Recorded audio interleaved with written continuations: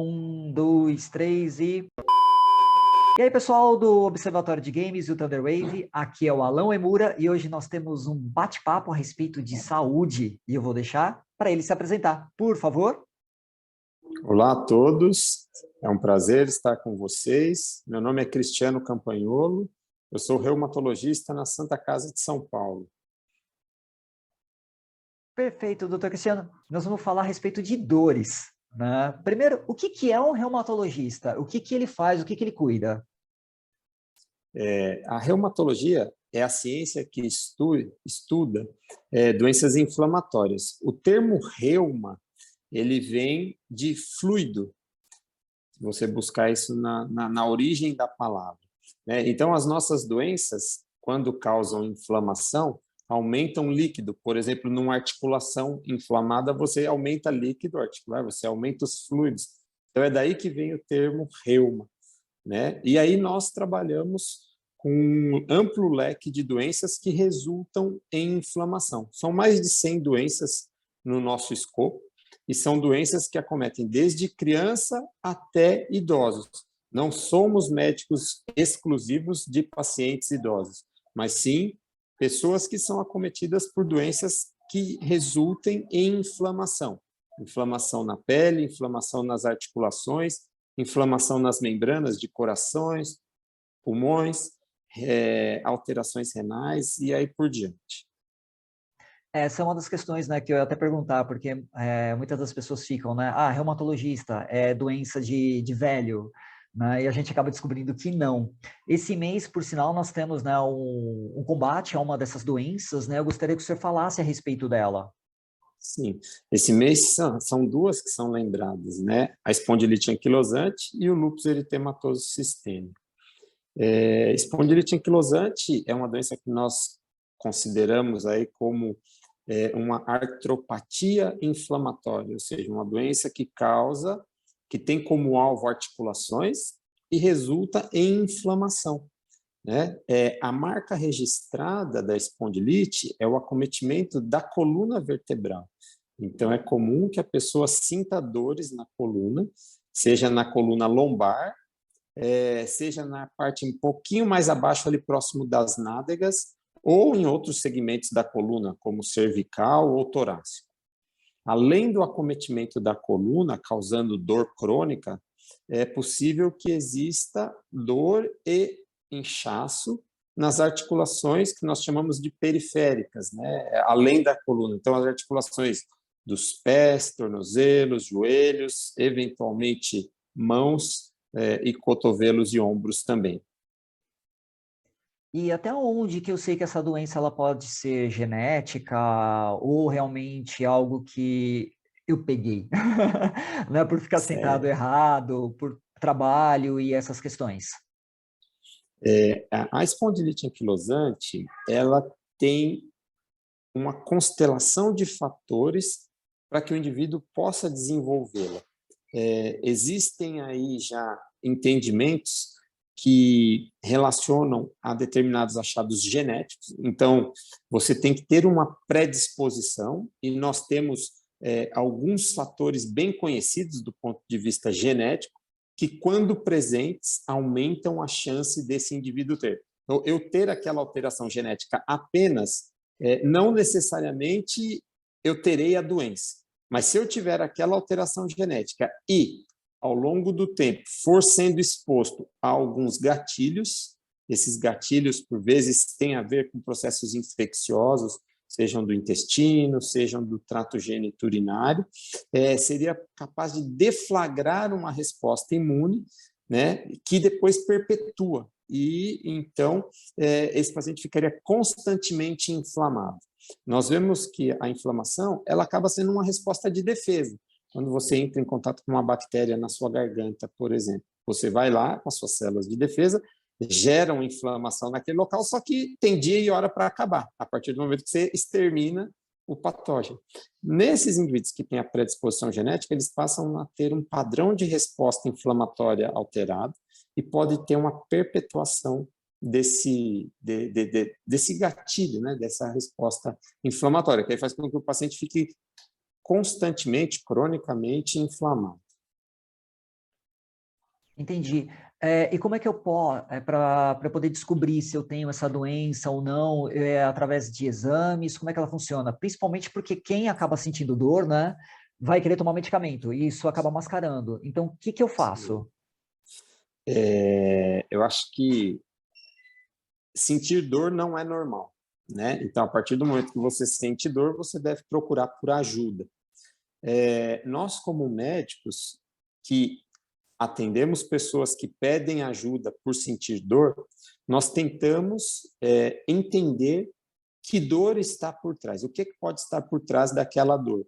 E tem algumas informações que são importantes quando nós ouvimos o nosso paciente.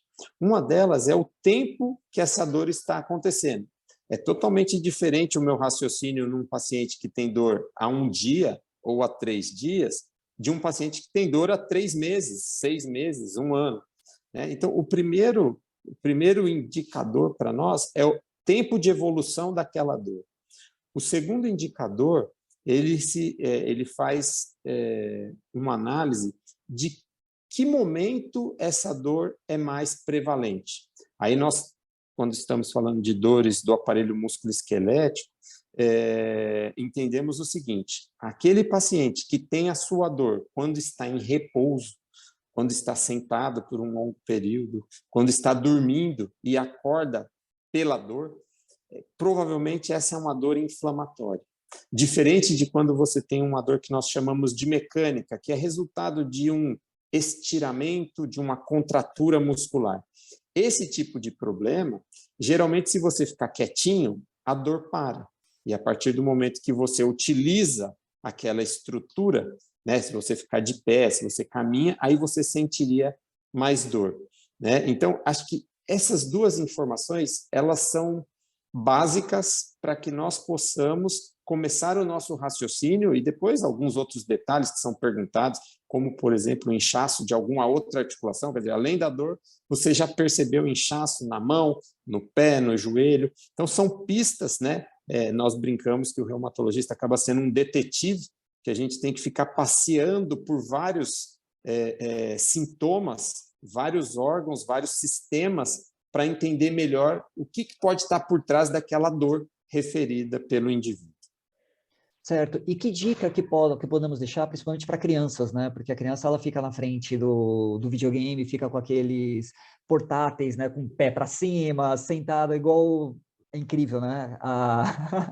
Como é que elas são moles. E elas falam, né? Ah, eu não sinto dor, eu não sinto dor. Só que eu não sinto dor hoje, né? E com o tempo isso vai acontecendo. Que dica que os pais podem deixar para os seus filhos e para eles mesmos, né? Porque esse período de Covid, ficar sentado em casa assistindo Netflix foi bem problemático também.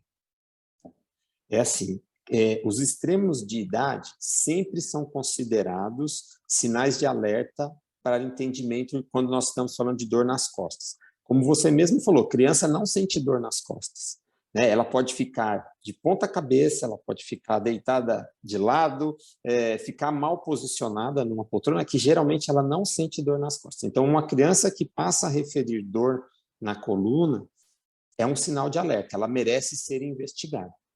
Um idoso que também refere dor na coluna deve ser investigado, os extremos de idade, né? Além da questão da dor, falando agora das crianças, voltando a responder a sua pergunta, por vezes o sinal da criança, uma criança pequena que pode ser acometida, ela talvez não sabe expressar aonde ela está sentindo a dor, mas a criança deixa de conseguir executar determinadas tarefas. Por exemplo, brincava com os amiguinhos, jogava bola e passa a não conseguir jogar, né? E se você presta atenção, talvez tenha dificuldade de marcha, dificuldade de corrida.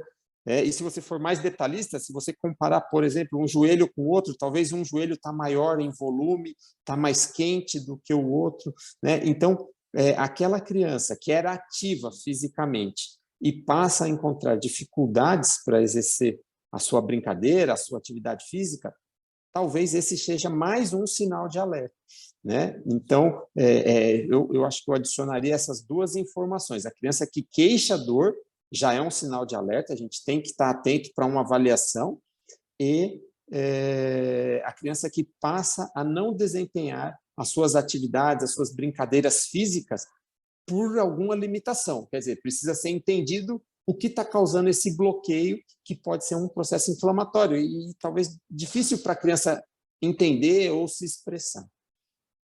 Certo. E como é que nós podemos entrar em contato com o senhor para poder tirar mais dúvidas, principalmente para saber mais questões a respeito?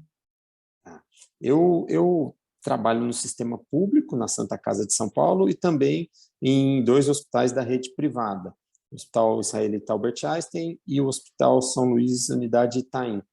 Né? Eu acho que talvez uma forma pode ser um contato por e-mail, né? Existe o e-mail do meu consultório, consultório casa com Z, @gmail.com, e a partir daí a gente pode tentar orientar e esclarecer alguma dúvida, né, que venha a surgir. Mas é sempre assim, falando do universo pediátrico, né, eu acho que reportar a informação ao pediatra vai ser a avaliação inicial, né? O pediatra já conhece essa criança, ele pode fazer um exame físico e ele vai detectar alguma coisa errada. Olha, realmente esse joelho está mais quente que o outro, aqui eu estou tendo dificuldade para fazer determinado movimento, talvez existe um bloqueio nessa articulação, e ele vai referenciar, né? Existem reumatologistas especializados em pediatria, na verdade são pediatras especialistas em reumatologia, né? Que têm uma expertise grande e serão certamente capazes de examinar e diagnosticar essas crianças que venham a sentir as dores. E lembrando também que excesso de exercícios, né, quando você está com dor, é completamente errado, né? Então, e não tomar medicamento. Procura sempre um especialista, né, antes de você fazer Sim. isso. Né? Doutor, agradeço muito essa entrevista, né? Espero que nós possamos ter outra, porque sempre nós teremos outras perguntas para saber a respeito de mais dores, lesões e tudo mais. Agradeço muito. Você quer deixar uma última palavra?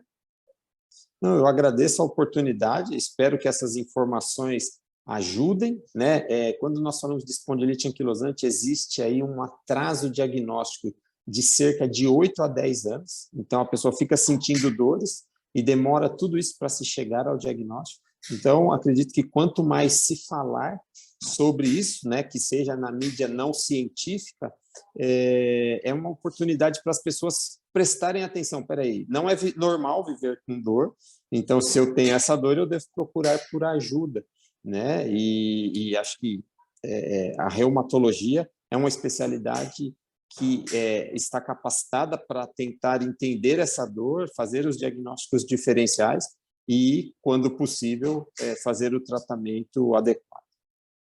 Joia, tá aí, né, o alerta. Agradeço muito.